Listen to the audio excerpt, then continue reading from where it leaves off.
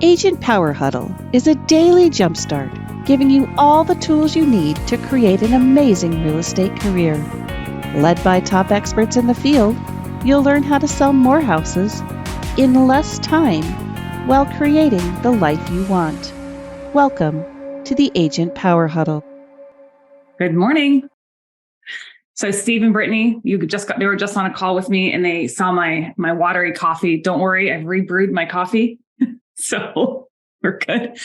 We got to Costco and we got these some different brand, because we normally like the Starbucks K-Cups, and we've got some different brand. And the way they brew in the new Keurigs, it doesn't brew right. And so it'll sometimes take me 3 pods just to get a good cup of coffee. And so my husband was brewing me coffee, but tried to give me the bad coffee instead of the good coffee. So I rebrewed it. So here we go.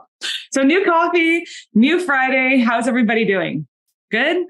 All right. So we're here today because we're kind of on the topic of systems. And one system that people ask me a lot about, and I'm not going to tell you guys, I'm going to be real honest with you. I'm not going to give you all of my systems. I'm not going to tell you how to build all of my systems.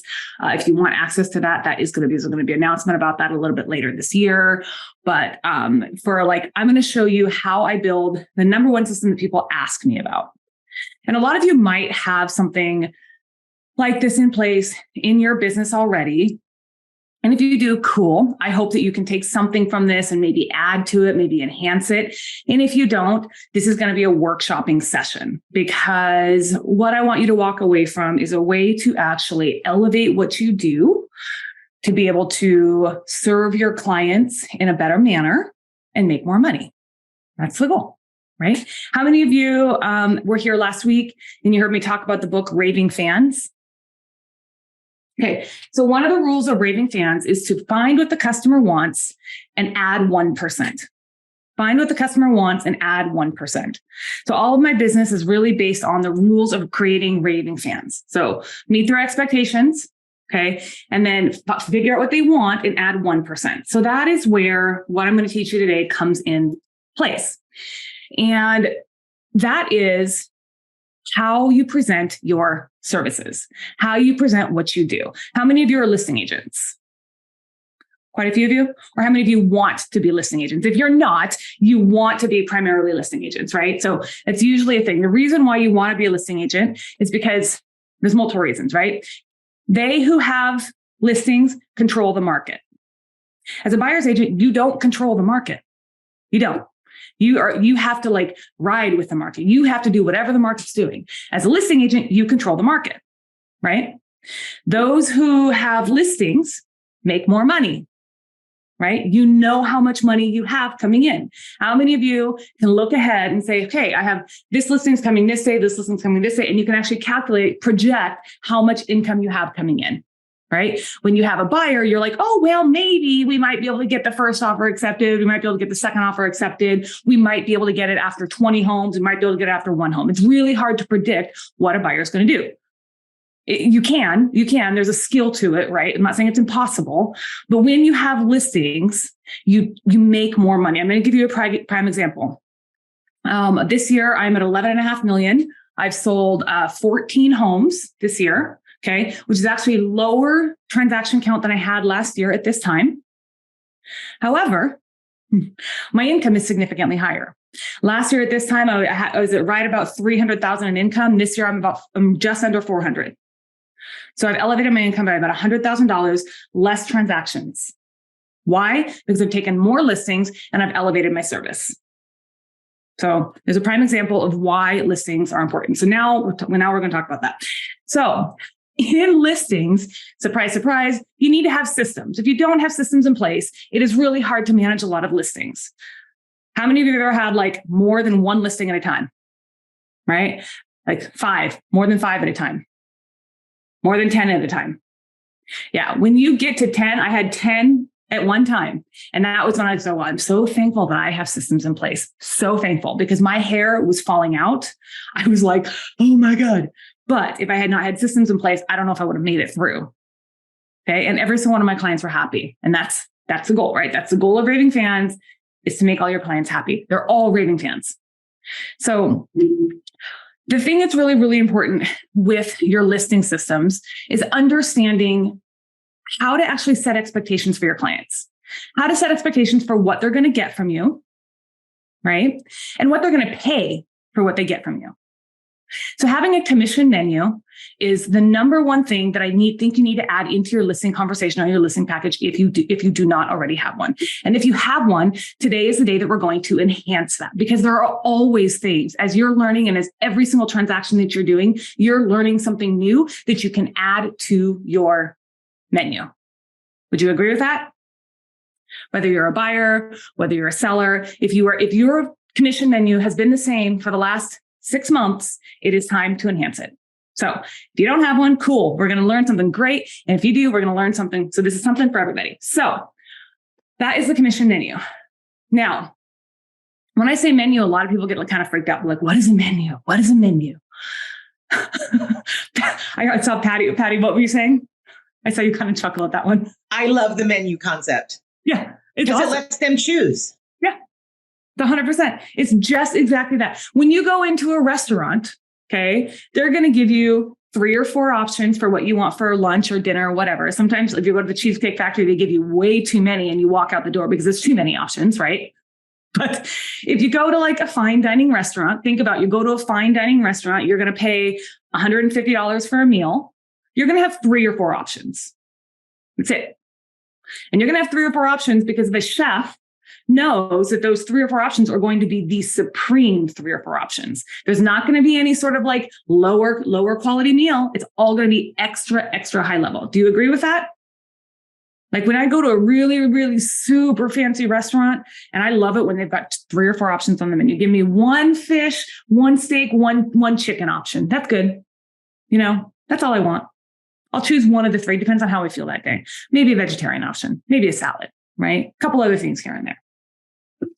But the menu is game changer, because I will tell you, ever since I started incorporating a menu, I include it in my pre-listing presentation. It gets sent to them prior to me even getting to the listing. I don't even care. People say, what's your commission rate? I don't know. I have a tiered commission. I charge anywhere from 1% to 7%. You choose. Here you go. Super easy. Like when I first got into the business, people were trying to tell me different ways to get around the how much commission do you charge? What rate do you charge? That's so skeezy, so salesy. I'm like, I feel so gross. I'm like, well, I don't charge the same for everybody, because not everybody needs the same thing.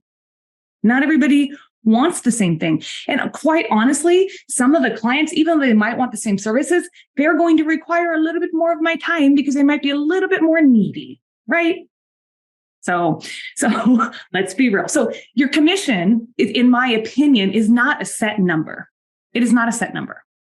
It is something that you get to decide as a listing agent. This is how much money I deserve. I came from corporate America, and I was just saying to my husband the other day, I looked at June. My June income was like $108,000, and I looked at him and I was like, man, when I was in corporate, I made that in a whole year, and I thought I was doing great, right? Because in corporate America, they told me how much money I was going to make. I didn't get into real estate for someone to tell me how much money I was going to make. Now I tell people how much I'm worth. Okay. Very, very, very different concept, very different mindset. It's an awesome, awesome place to be in control of how much money I get to make. So what I want you to do is I want you to grab a piece of paper, grab a screen, an extra screen, switch to the next screen and grab a new tab. I don't care. Whatever it is, grab a piece of paper and grab a pen. And on your piece of paper, I want you to draw 3 columns. 1, 2, 3. And I want you to start in one column, and I want you to label it. I have a little slide here for you. 1 second here. Sorry, I skipped way ahead on this, you guys, just so you know. I want you to label as the first column. What is everyone else doing in the market? What does everyone do? We're not going to fill in the columns yet. I just want you to label the columns right now. The second column, I want you to label, what do I do differently? Or in addition to. We're not filling it out yet. We're just labeling the columns. And the third column is, what is going to create an unforgettable experience? Okay, you guys got your 3 columns? First column is, what is everyone else doing? Second column is, what do I do a little bit differently? Third column is, what creates an unforgettable experience? Okay. Now on another piece of paper, separate tab, separate everything. I want you to brain dump. So start shouting them out. We can come off mute and start shouting them out. I want you to put out here, what do you do for a listing? What do you do for a listing?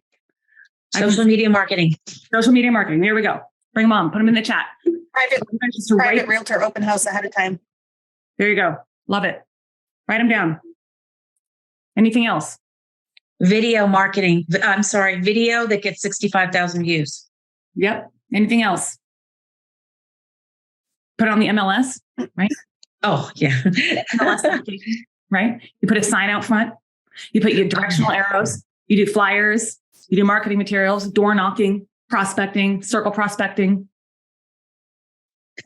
What else do you do? Open house. Open houses. Maybe you have an open house marketing plan. So you have a separate marketing plan within your marketing plan. What else do you do? How many of you put your listings on LinkedIn? Oh, you put them on Craigslist. Every single platform. How many of you run street text ads? How many of you run KV Core ads? How many of you run listings to leads ads? Right?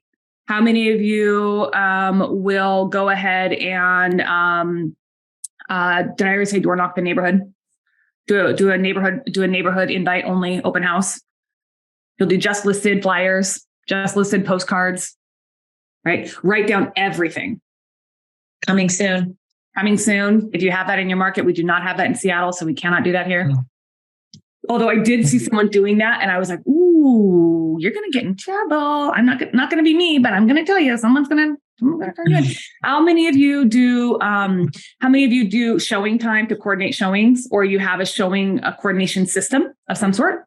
How many of you have an assistant who will call all the leads that come in? You have a text call capture, a text info hotline, a call capture. You do a property website, right? How many of you do all these things?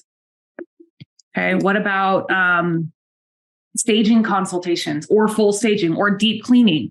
How many of you provide discounts for your vendors? How many of you provide referrals? How many of you provide professional photos? I think everybody on here should be saying professional photos. If you do not provide professional photos, we will have a separate conversation about that. One off. Seriously. Professional experience photos, professional videography. How many of you put videos on YouTube? How many of you create YouTube shorts? How many of you create Instagram reels, TikToks, stories, right? Floor plans. Floor plans and Matterports.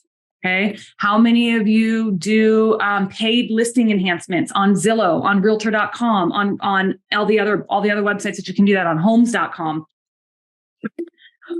How many of you do banner ads? How many of you will actually run a Google display ad and run a banner ad for that house? And how many of you will go in and target the IP addresses near that neighborhood? How many of you will update your SEO and give them on a property specific website as well as on your backend KV Core website? So I hope there's like a lot of ideas flowing. Anyone else have anything that we haven't said yet?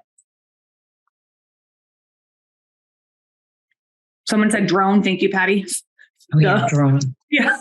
I'm like, yes, you're right. Drone is definitely there. It's so funny because when you start to do these things, you realize it's a normal thing and like not everybody does it, right? So that's why you have 3 columns. Okay. How many items do you have on your list right now? Probably somewhere between like 20, 25. Mm-hmm. See, what do you got on yours? Read it. You're muted. Can't hear you. I was just saying everything that I was just writing down everything you said, like as fast as I could. 38. What is it? 38. We have 38. Yeah. Yeah. How many of you do giveaways or contests to promote your listings? How many of you do, let me try to look in here. What about pop buy gifts? Pop buy gifts? Yep. How many of you do weekly marketing status reports like we went over a couple of weeks ago? Yes. How many of you do that? And if you don't, you should. I do. How many of you do a regular communication with your clients on market updates, market stats? You're doing regular information on how many people are showing, what sort of feedback you're getting? How many of you do a deep clean, a seller's pre-inspection? right? Right. Yes. I do that. So many things, right? So as you're going through this, I'm seeing a lot of ahas. You do a lot, people. Now, the reason why you have 3 columns on your paper is because what I want you to do is I want you to take from that master list and I want you to start plugging in the things that everybody else does. And that's going to go in your first column. I'll give you an idea of what mine looks like here. We have a sample here, a couple of ideas for you. What does everybody else do? Or in my market? This is what I think, right? My list is long. Okay. What is everybody else doing in your market?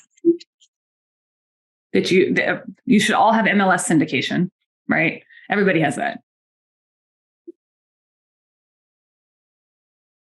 Open houses, that's kind of common, right? A lot of people, at least in my market, everyone uses showing time unless it's a luxury property. There's 3 things that everybody does. What else do we have here? Emailing your database, even though not everybody does that. So you've got to, like, not everybody does. It's weird, you guys. Like, I literally have taken a few expireds lately and their agent literally just put the house on the market, by the way. And how many of you also include like a custom pricing strategy, right? Custom pricing strategy. Okay, so in your second column, you kind of see what we're doing here. We're taking that list from your master items, and we're going to fill in those columns. What do you do that everybody else does? What do you do that's a little bit differently? Okay, try to keep it like we're all in different, not all of us, most of us here are in different markets. And even if we are in the same market, you're probably not doing the exact same thing as someone right next to you. So try to really think big picture. What is everybody else doing? And what are you doing that's a little bit different?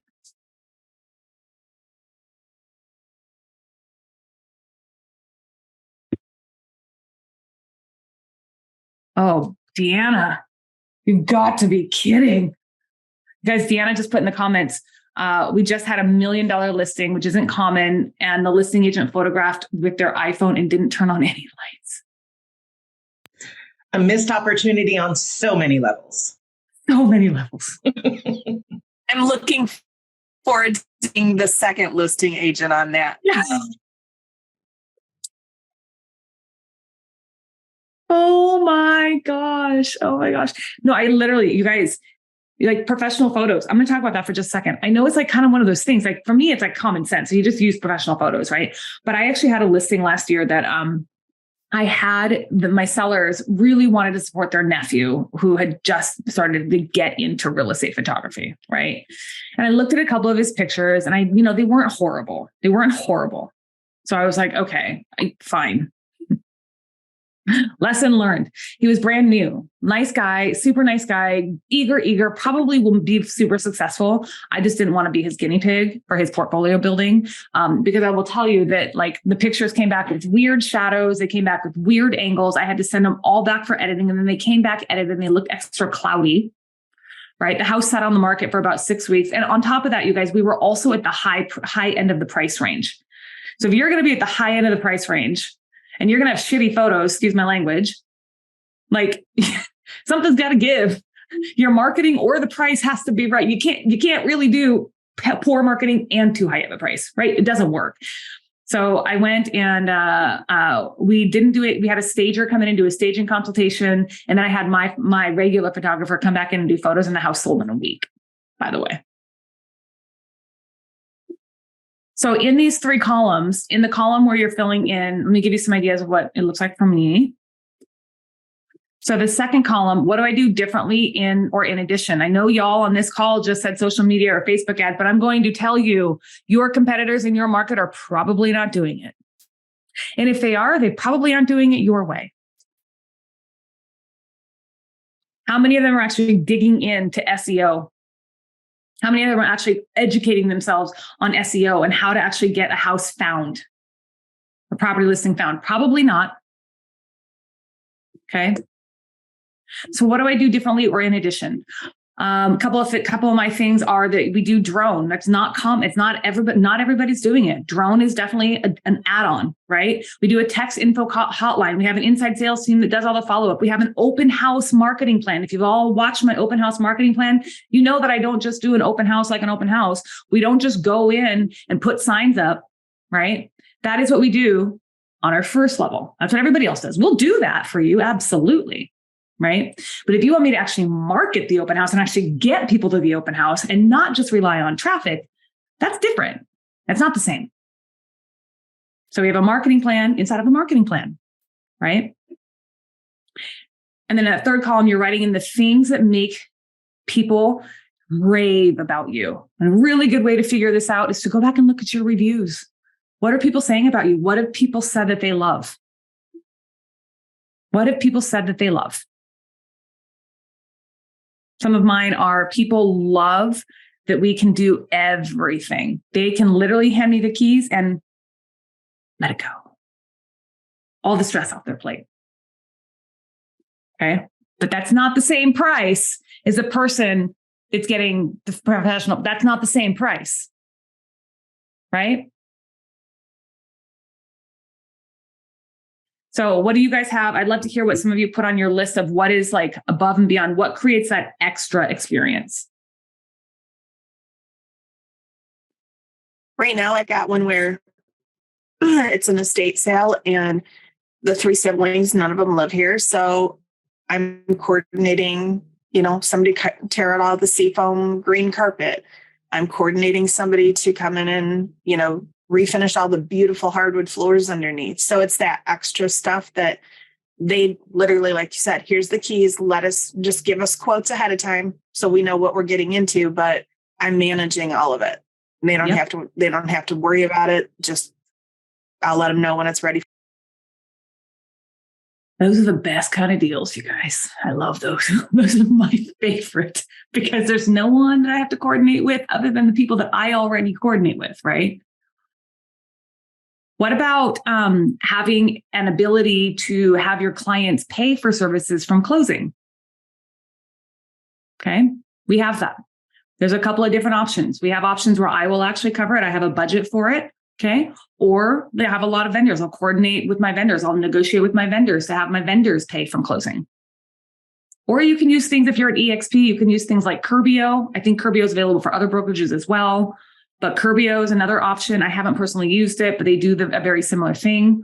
But a lot of brokerages right now, like Compass, they have that concierge program, right? So if you're not at a brokerage that has that, what can you do to match that? What you want to look at here is you want to look at now what you do that's above and beyond. That's what's creating that extra level of service, right? In my market, 2.5%, I'm going to take a little bit more because if I'm now putting out money, right? If I am now putting my own money to help cover these resources for people, that's going to cost. I'm putting some of my cash flow on the line, right? I'm now helping people with moving services. I am now helping them with spending a little bit more money on a little bit more marketing. YouTube video ads, you guys. I'll run YouTube video ads. I can spend $1,200 on a YouTube video ad. That's really, really expensive, but they work. But it's not the same price as a 2.5% listing. So when you think about this and you go into writing your menu of services, think about it when you're presenting it to your client. If you've had a hard time with that commission conversation and trying to showcase your value before, maybe it's because you haven't shown your value. Maybe it's because you haven't shown yourself to be just like everybody else or to be different than everybody else. Maybe you haven't. They don't know what everybody else is doing. They just know that other people are willing to do what you also say you're going to do for a little bit lower of a percent. I was reading, right now I'm reading Onward by Howard Schultz. Awesome, awesome, awesome book. But he says in here, really, I take little quotes out of it. You guys know who Howard Schultz is, right? Okay. Someone the other day asked me, and Howard Schultz is the founder of Starbucks. Okay. Founder of Starbucks coffee.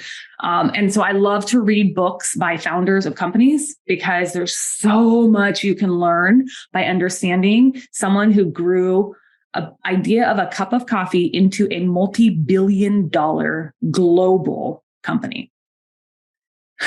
That is like getting $1 billion worth of knowledge for like $20 or however much you paid for the book. So one thing he said in there that is so relevant, and I really want you to think about it, is two things actually. So we must deliver value that is consistent with our brand. So your value has to be consistent with your brand. The other thing is deep discounting can be a slippery slope that can be impossible to climb back up. And that was the one that I read this morning. It's like, oh, because it's so relevant in our market right now, because a lot of times what people want to do, what's really like, if you're struggling for business, it can be really tempting to just deep discount your services so you can get the deal. But that is a slippery slope. And trying to climb back up that slope is going to be much more effort than it's actually going to be worth. So if you can present your services in a way that allows the client to choose how much they are going to pay you, you never have to discount your services. Ever. Now you can offer things like I do some different things in my packages that allow clients to like take a little bit less if they want, which means not paying buyer's agent commission from seller agent commission, which is another completely different thing. There's another thing where they can just go in. I can just be a secretary for them and just do paperwork for them, right? No one ever chooses those options, but those are there. Because the reality is, if you're competing against a discount, if you're a discount service, right? If you're competing against a discount service, that service is probably doing nothing. So hopefully you can take this and build into it and see something that you want to add to your service package. Hopefully you can watch and see how your income can be exponentially increased by simply taking one more listing with an elevated service. It's literally all you have to do, you guys. Listings, they're hard. They're hard to master. I talk about listings so much because I love them so much. I love them because I'm like, okay, listings build the inventory, listings build a portfolio. It's really hard to build a portfolio of buyers. Not saying buyers are not important. I just want to preface that.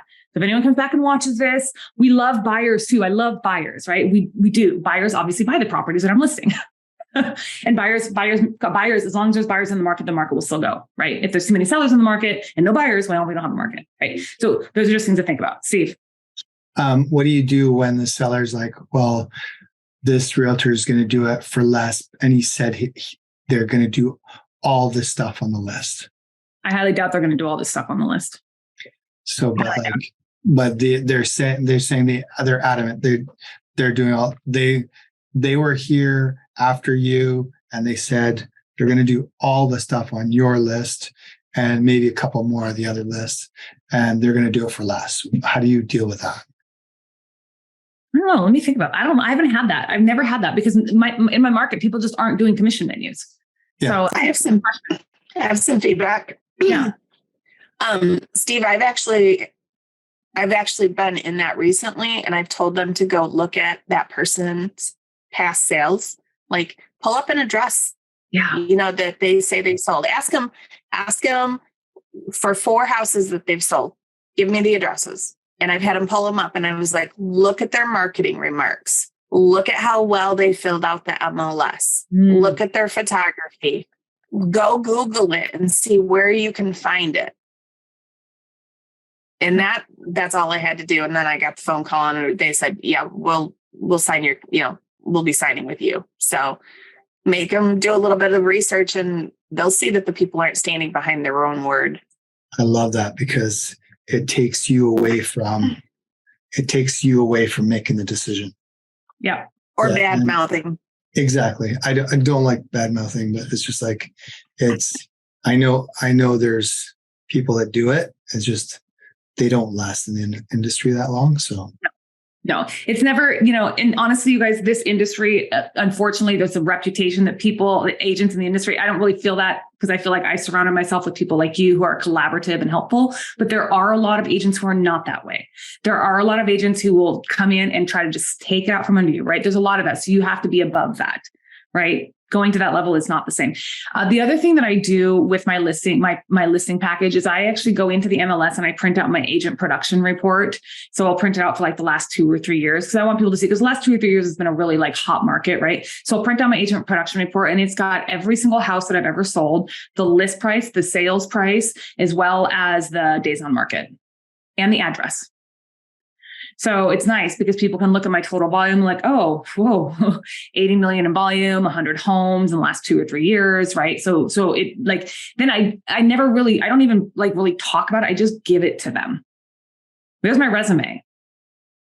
Because then if they want to do some research on what I've done before, they can easily go find it because what they're looking at is they're going to say, oh, well, she's going to be able to put it on YouTube and they can go search the address, who put in the address. You got to have the right way to put you got to know how to write a YouTube video, a listing video on YouTube, put in the address and it pops up. YouTube video pops up, their KV Core site pops up, their list report site pops up, all the other websites that I put them on pops up on Google Business, right? So they can see it themselves.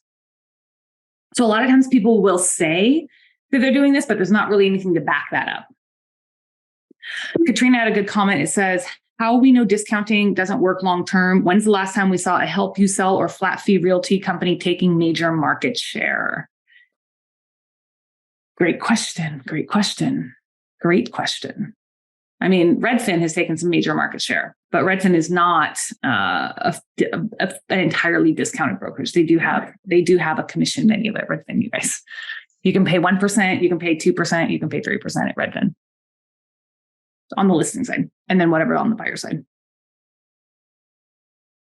Okay, I hope this helps everybody. I am on vacation next week. I should be conscientious when I say vacation because the IRS. I'm kidding. But I will not be at this call next week. Tara Roy, if you guys know who Tara Roy is, she is one of my best friends. She is phenomenal. She has this awesome way to get business in your own database. And she's going to come and she's going to teach that. Whenever she talks to me about this, I'm like, oh my God, you're such a genius. So she's going to come next week and she's going to be sharing her little strategy behind that. So if you can make it to that, I know Tara would love to see you. And she's super dynamic. And a lot of you already know who she is. But if you don't, you are in for a treat. So, okay.